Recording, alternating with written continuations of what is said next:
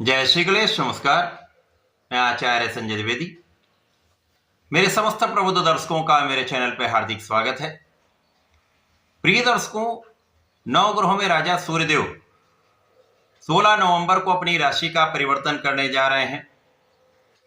वर्तमान समय में अपनी नीच राशि में है। यहां से इनका गमन मंगल की वृश्चिक राशि में होने वाला है।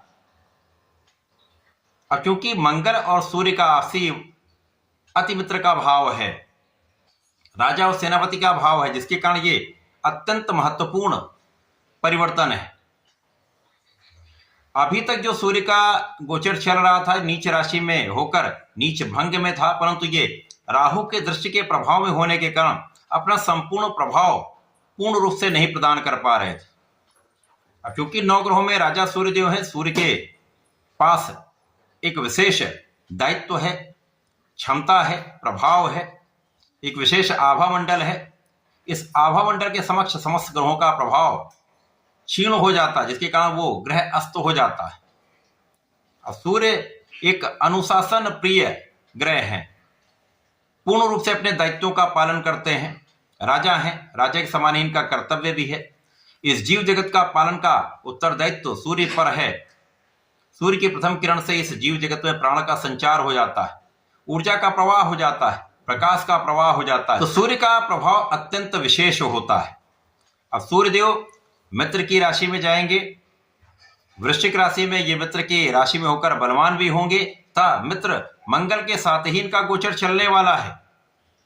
प्रारंभिक समय में कुछ समय के लिए बुध का भी योग बनेगा, उसके पश्चात शुक्र के साथ इनका महायोग चलेगा, जिसके कारण इस पूरे समय में त्रिग्रह योग का निर्माण रहने वाला है, जो कुछ विशिष्ट परिणामों की प्राप्ति कराने वाला है। आज मैं मेष राशि के लिए, जो मंगल की ही राशि है, सूर्यदेव के राशि परिवर्तन का किस प्रकार का परिणाम आपको प्राप्त होने वाला है, इस समय में आपको कितने लाभ मिलेंगे, अथवा कहीं पर कोई समस्या या अवरोध है तो उसका क्या निराकरण, संपूर्ण विश्लेषण मैं पूर्ण तर्क के साथ करने जा रहा हूं। प्रिय दर्शकों, इस राशिफल को आप अपने लग्न तथा राशि दोनों के अनुसार देख सकते हैं।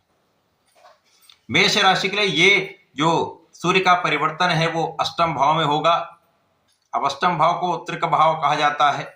ये निर्बलता का भाव है, क्षय का भाव है, परंतु सूर्य को कोई त्रिक दोष नहीं लगता है, तो सूर्य के लिए कोई यहाँ पर समस्या का समय नहीं। अब जब सूर्य अष्टम भाव में जाएंगे तो अष्टम के स्वामी के साथ, मंगल के साथ इनका योग बनेगा, तो जो स्वास्थ्य समस्याएं चल रही थी उनका निराकरण होना आरंभ हो जाएगा। सूर्य को आयुर्वेद का कारक कहते हैं, तो स्वास्थ्य समस्याओं का निराकरण अवश्य हो जाएगा। यद्यपि यहाँ पर आंखों से संबंधित कुछ विकार हो सकता है, पेट से संबंधित कुछ समस्याएं छोटी मोटी हो सकती हैं, परंतु पहले से आ रही समस्याओं का निदान हो जाएगा। जो भी समस्याएं हैं उनका निराकरण अवश्य हो जाएगा। आपकी संपूर्ण सुरक्षा अवश्य होगी। सूर्य का प्रभाव यहाँ पर आपके पंचम भाव के स्वामी होकर अष्टम भाव में है। अब पंचम भाव ज्ञान का, शिक्षा का भाव है, प्रज्ञा का भाव है, विवेक का भाव है, संतान तथा प्रेम का भाव। अब सूर्य को कोई त्रिक दोष नहीं लगता तो कोई बड़ी समस्या नहीं होगी, परंतु यहां पर सावधानी अवश्य रखनी होगी। जो विद्यार्थीगण हैं उनको अपना मन पूर्ण रूप से पढ़ाई में लगाना होगा। लापरवाही यहां नहीं चलने वाली। यदि आपने लापरवाही की तो परिणाम कहीं ना कहीं उसमें समस्या आएगी परिणामों में। इसी प्रकार से जो प्रतियोगिता परीक्षा की तैयारी जो लोग कर रहे हैं उनके लिए ये समय पूर्ण प्रयासों का है। अपने आत्मबल को प्रबल करते हुए यदि आप संपूर्ण प्रयास करते रहते तो कोई बड़ी समस्या नहीं होगी। चाहे वो विद्यार्थीगण हो या प्रतियोगिता परीक्षा की तैयारी करने वाला व्यक्ति हो या हायर एजुकेशन लेने वाला व्यक्ति हो, समस्त के लिए अपने आत्मबल को प्रबल करते हुए कॉन्फिडेंस में रहकर आप सही दिशा में पूर्ण प्रयास करेंगे तो परिणामों बड़ा कोई अंतर नहीं आएगा। परंतु लापरवाही से यदि आप काम करेंगे तो निश्चित रूप से परिणाम फ्लक्चुएट हो जाएगा।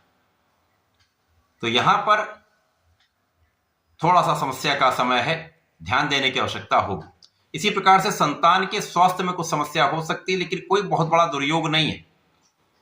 मौसम के रोग हो सकते हैं, तो यहां आपको मौसम के रोगों से सावधान रहना चाहिए और अपने संतान का भी ध्यान रखना चाहिए। बाकी यहां पर प्रेम संबंधों के लिए समय ठीक नहीं है, उनसे दूर रहेंगे तो ही अच्छा है। इस समय आपके ज्ञान में बहुत अंतर नहीं आएगा, आप ज्ञानवान रहेंगे, आपका विवेक बहुत अच्छा रहेगा, आपके निर्णय अच्छे रहेंगे, परंतु निर्णय लेने से पहले विचार करना अत्यंत आवश्यक है। इस समय में यदि आप विचार करके काम करेंगे तो कोई बहुत कष्ट का समय नहीं है। इस समय सूर्य का प्रभाव आपके ज्ञान का सदुपयोग कराने वाला है। केवल विचार करके काम करें, विवेकशील होकर निर्णय लें। धन का निरंतर आगमन होगा, यहां पर कोई संदेह नहीं। पारिवारिक संपत्ति से, पिता के सहयोग से एक अच्छे धन का लाभ आपको होता दिख रहा है। पैतृक संपत्ति से लाभ मिल सकता है, परिवार का पूर्ण सहयोग मिलेगा, परिवार से आपको लाभ भी मिल रहा है, लेकिन वाणी को नियंत्रित रखेंगे तो विशेष लाभ मिलेंगे।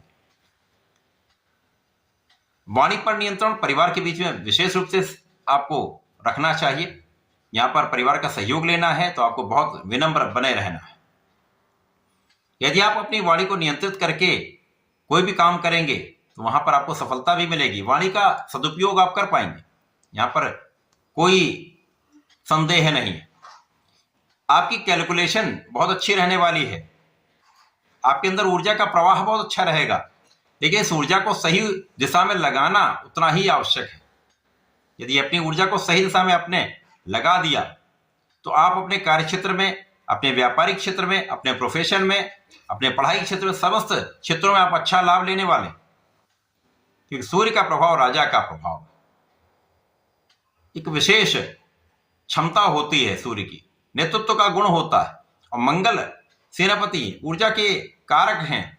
तो जब इन दोनों का सहयोग मिल जाता तो महापराक्रमी योग बन जाता है, और बुध का बल, बुद्धि कुशाग्र हो जाती है। जब शुक्राचार्य के साथ सहयोग में रहेगा तब जीवन साथी का ध्यान रखना होगा, जीवन साथी के स्वास्थ्य में समस्या, या पार्टनरशिप में काम करते तो वहां कानूनी समस्या आने का योग दिख रहा है, यहां ध्यान देने की आवश्यकता होगी। परंतु धन अचानक प्राप्त हो सकता है। सूर्य के इस गोचर काल में आपको अचानक धन प्राप्ति का योग तो निश्चित रूप से है, कहीं ना कहीं से धन का आगमन होता रहेगा, और धन की विशिष्टता आपके जीवन में आपके ऐश्वर्य को बढ़ाने वाली होगी, वैभव को बढ़ाने वाली होगी, सुखों का लाभ देने वाली होगी।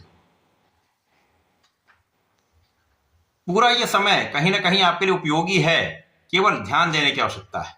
स्वास्थ्य का ध्यान रखें, योगा प्राणायाम करें, खाने पीने पर नियंत्रण रखें, सही दिशा में प्रयत्न करें, बुद्धि बल का तथा अपने क्षमता का सही उपयोग सही दिशा में कर लेंगे तो ये समय आपको बहुत लाभ देने वाला है। अष्टम भाव विशेष भाव होता है, यह आकस्मिकता का भाव है। यदि आपने सही दिशा में प्रयत्न किया, आकस्मिक लाभ 100% प्राप्त होता है। केवल ध्यान देने की आवश्यकता है। इस समय का उपयोग करने के लिए आपको सूर्यदेव को जल देना चाहिए।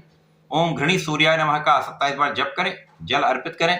इसी प्रकार से प्रतिदिन हनुमानाष्टक तथा हनुमान चालीसा का पाठ करते हुए इस पूरे समय को आप व्यतीत करेंगे तो श्रेष्ठ लाभ मिलेगा, कहीं पर कोई बड़ी समस्या या अवरोध नहीं आएगा। तो ऐसा करके इसका लाभ लें। धन्यवाद, नमस्कार।